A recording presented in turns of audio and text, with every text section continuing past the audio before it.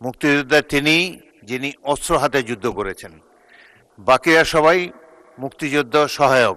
আমাদের সবার নাম যখন বলা হয়, মুক্তিযোদ্ধাদের নাম, তাদের নামের আগে যদি বীর মুক্তিযোদ্ধাটা বলা হয়। এখানে কজন অস্ত্র হাতে যুদ্ধ করেছে আমার জানা নাই। গতকালকে এই মহান সংসদে মুক্তিযুদ্ধ নিয়ে অনেক কথা হয়েছে।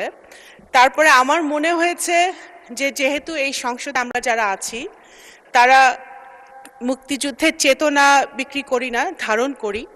সেই কারণে আমার মনে হয় এখানে যারা বীর মুক্তিযোদ্ধারা আছেন, এবং আপনিও বলেছেন আমাদের বিরোধী দলে যারা বসে আছেন তাদের মধ্যেও কিছু কিছু মুক্তিযোদ্ধারা আছেন, আপনারা তাদের নামের আগে, আমাদের সবার নাম যখন বলা হয়, মুক্তিযোদ্ধাদের নাম, তাদের নামের আগে যদি বীর মুক্তিযোদ্ধাটা বলা হয় এবং তারপরে নামটা বলা হয়, তাহলে মনে হয় যারা ইয়াং জেনারেশন আছে, নতুন প্রজন্ম, তারাও জানতে পারে এবং মুক্তিযোদ্ধাদেরকেও একটা সম্মান দেওয়া হয়।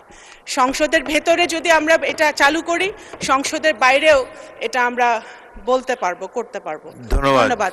মাননীয় প্রতিমন্ত্রী ইতিমধ্যে মুক্তিযোদ্ধার সংজ্ঞায় কিছু পরিবর্তন এনেছে, যেটি এই সংসদও অনুমোদন দিয়েছে। সেটি হলো, মুক্তিযোদ্ধা তিনি যিনি অস্ত্র হাতে যুদ্ধ করেছেন, বাকিরা সবাই মুক্তিযুদ্ধ সহায়ক। এই সংজ্ঞা পরিবর্তিত হয়ে গিয়েছে। এখানে কজন অস্ত্র হাতে যুদ্ধ করেছে আমার জানা নাই, তবে সাধারণত সংসদে আসন ভিত্তিক পরিচয় দিয়েই আমরা আলাপ করে থাকি। মুক্তিযোদ্ধা পরিচয় এখানে উচ্চ থাকে।